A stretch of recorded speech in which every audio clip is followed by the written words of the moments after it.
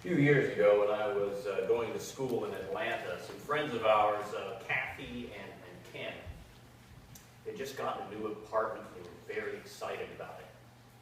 And they wanted to invite their friends over to show it off. So it was a very nice place, and they wanted to show it in its best light.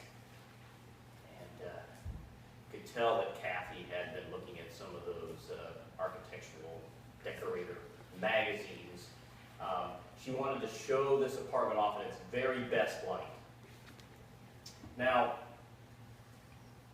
especially the bathroom.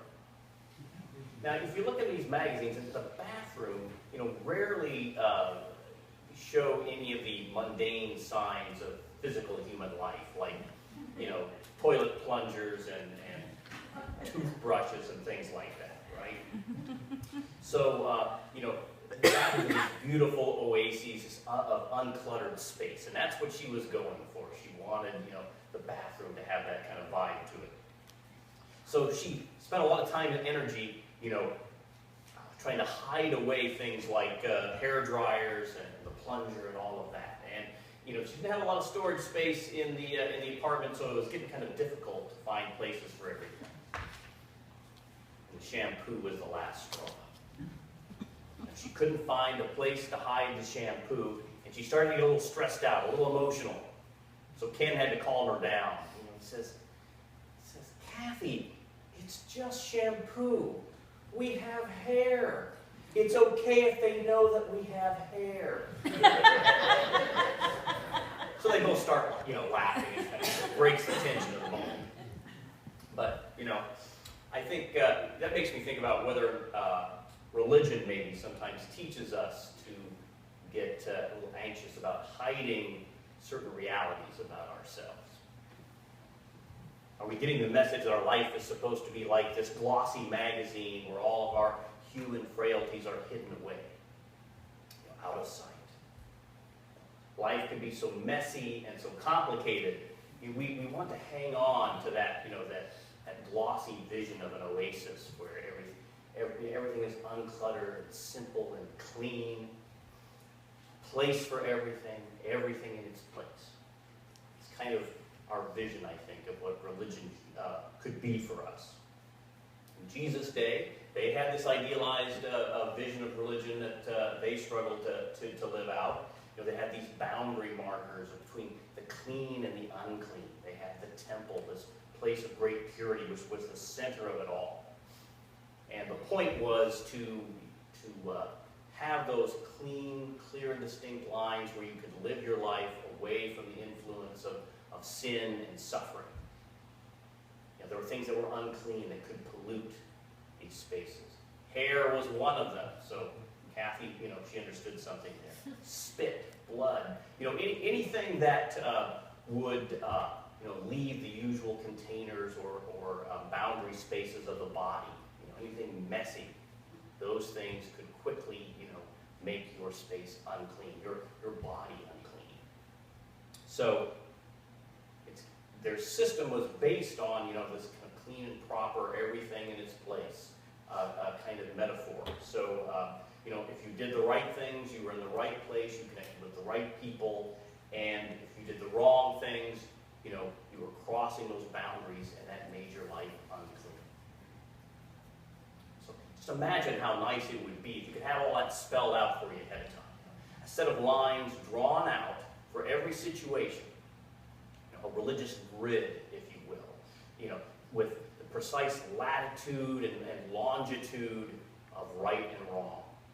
It'd be nice to just impose that grid on life and say, oh, yes, that's what I should do.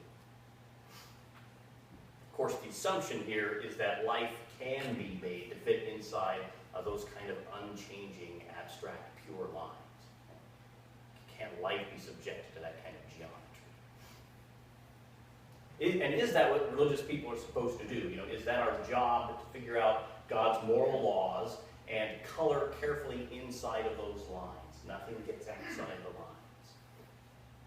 We're supposed to make sure that we have the right beliefs, the right behaviors, the right attitudes, the right feelings, everything within the lines. Based on this feeling that, We need to be in control of all of our choices, our emotional states, our thoughts. There wouldn't be these rules if we couldn't follow them and carry them out, right? Yeah, I might be inclined to agree, and maybe some of you feel the same way, but it's sometimes kind of difficult to obey all the rules and have the right feelings and have the right discipline to do your devotions and all of that. Sometimes it seems kind of hard to motivate yourself to do the right thing, follow those lines. Life apparently is not like, a chessboard where you carefully examine the squares and you take a piece and think about what particular place that little chess piece goes on. Life seems to be more like kind of maybe rafting down a river. Sometimes it gets kind of bumpy and there's a lot of turbulence. You have some choice about, kind of steering one way or the other, but sometimes, you're just immersed in it and it kind of pulls you along. We've got to remember these rules, these directions, these courses that we set out are kind of idealized reference points. They're not actually chiseled into the real world, so we just get into those ruts and follow them and everything goes okay. I guess the 45th parallel runs through Oregon, somewhat a little bit south of Portland. But I'm sure I've driven over it a number of times, but I didn't see this line, etched into the soil, the 45th parallel. It's on the map, but it's not in the world. Think how silly it would be if we thought that geography had to be arranged according to, the grid of longitude and latitude. That each state had to be perfectly square or rectangular, fitting within, those coordinates. Geography isn't designed that way. It has many different shapes, not symmetrical, not so orderly. Real world is much messier than all of our laws and principles and highfalutin ideas. So you've heard people say, don't confuse the map with the landscape. The map has a certain kind of order and symmetry to it that the real world does not have. It's just, you use that for some reference points to find your way around the landscape, but you don't mistake the map for real life. I used to read the Bible that way. Everything was black or white. There was a right or wrong answer for every question. I thought I could lay my interpretation of the Bible like a grid over the real world, and I could know exactly what was right, what was wrong, what I should do in any particular situation. Everything would make sense. When you're young, you have these ideals, and you think everything's going to work out the way you want it to. And I noticed that, I can make this grid work, and I had to keep studying more and more to figure out new and imaginative ways to make everything fit into my interpretation of the Bible. Pretty soon, it just became an all-consuming project, and I wasn't living so much as I was trying to figure out ways to make everything fit inside my interpretive system.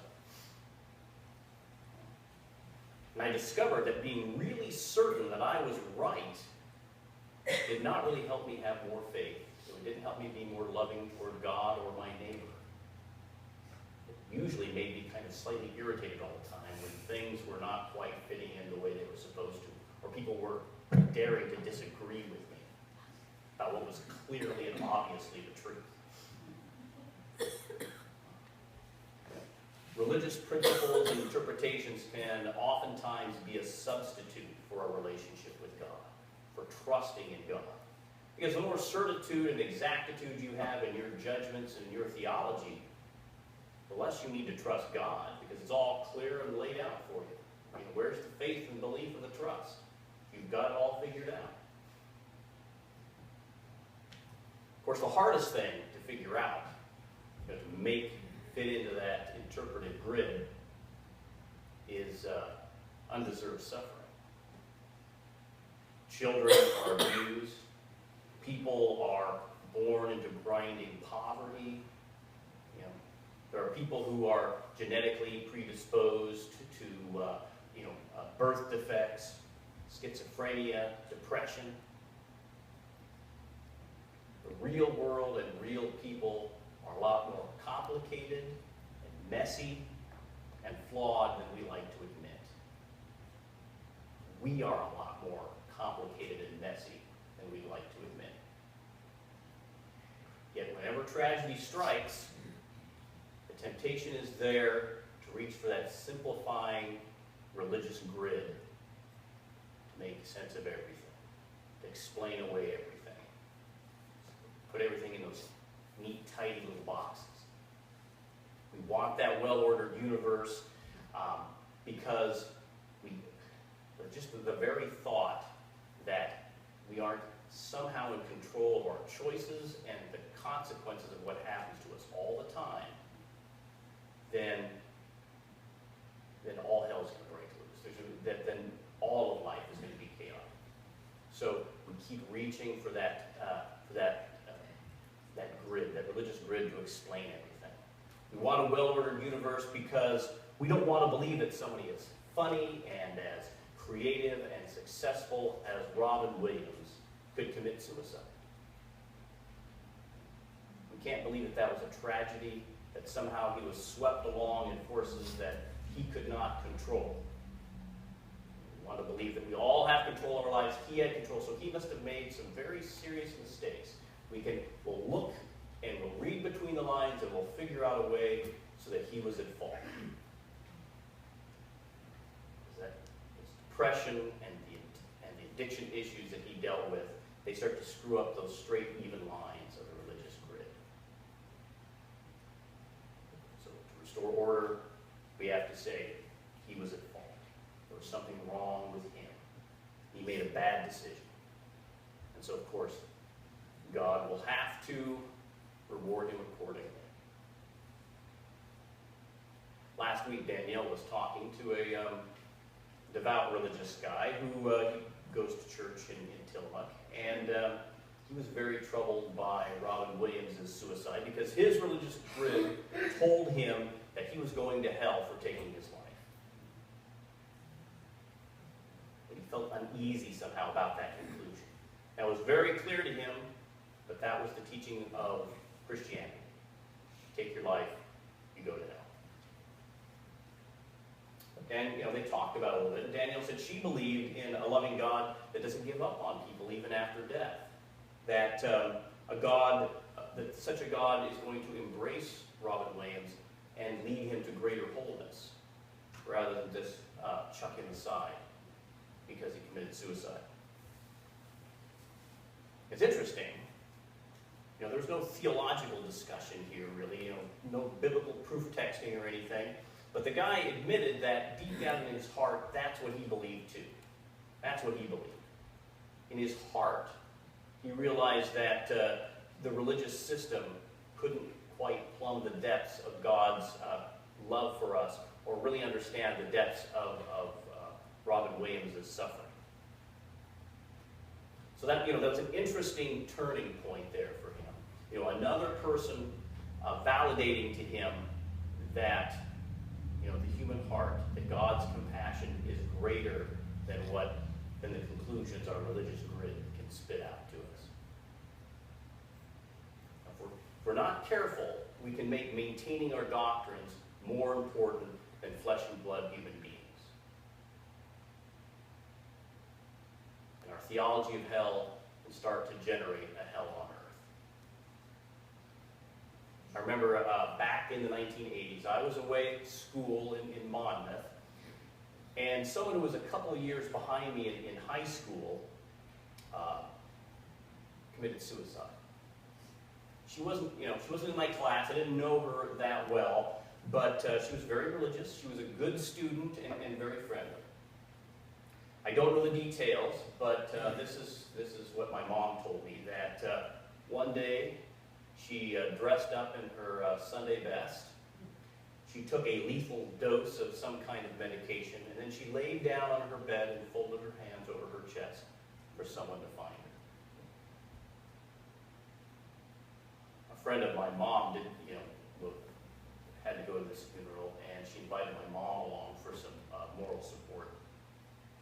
And my mom told me a little bit about that service. She was shocked by how the pastor began the eulogy. He was sorry to inform everyone that this young woman is suffering in hell right now. That's what he said. So talk about hell on earth. You know, here's a pastor who is so committed to his religious doctrine that he has to further traumatize the family and all the church people there that were attending that funeral. I don't think he wanted to be cruel. I don't think he wanted to be insensitive. But look where his priorities were. Maintaining that religious belief system blinded him to his pastoral responsibility there. You know, the fact that any of us think that we're going to have to wrestle with some Bible passages or do some theological adjustment to find a way to consider God be compassionate towards someone who's committed suicide. The fact that any of us find ourselves in that situation shows how oppressive this religious grid is. But we think that somehow we have to satisfy our interpretation or our theology before we can be compassionate.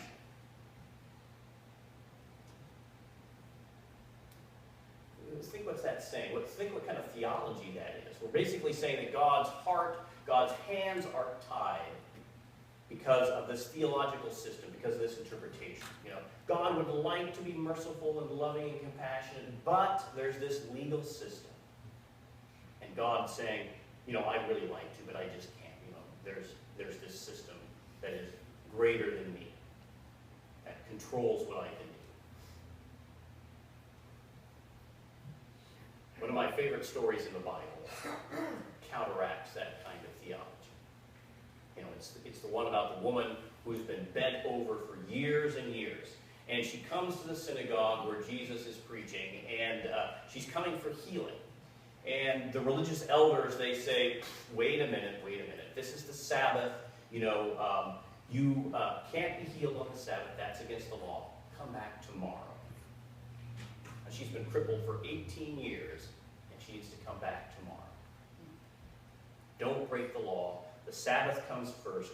The rules are the rules. Of course, what does Jesus do? He heals her anyway, right? And then he says this. It's one of my favorite quotes in the Bible. The Sabbath was made for human beings, not human beings for the Sabbath. I think that has huge implications for everything. You know, it's one of the most profound things we can say about religion, about our approach to the Bible, about our commitment to any of our beliefs. Any belief that keeps someone bent over under a load of laws and condemnations and separates them from God's grace is an idol that we have made. It is not of God. The good news that we're searching for is that nothing can separate us from the love of God. Nothing can. No law, no principle, no Bible verse, no commandment can separate us from the love of God. So we're saying that Jesus is the Lord of the Sabbath, the Lord of the Bible, that he is the Lord over all systems of law and morality. Human beings come first. So that means that God is not confined by our religious grids, our theological systems, our perverted sense of justice. Even when we think that we have locked God out, even when we think that someone has done something so bad that God can't possibly love them and they're utterly lost, the good news is that God still pursues us and refuses to give up on us. So remember those verses from Psalm 139. Where can I go from your spirit? Where can I flee from your presence? If I ascend to heaven, you are there. If I make my bed in the grave, you are there. If I take the wings of the morning and settle at the farthest limits of the sea, even there your hand shall lead me, and your right hand shall hold me fast. If I say, surely the darkness will cover me, and the light around me become night, Even darkness is not dark to you. The night is as bright as the day, for darkness is as light to you. That's the God we worship, a God who is not limited or confined by our religious systems. So don't let a loveless concept of justice or morality, limit your compassion. Don't let that limit your sense of God's presence, where God can be. The good news is that nothing can separate us from the love of God that we have seen revealed in Jesus Christ. Amen.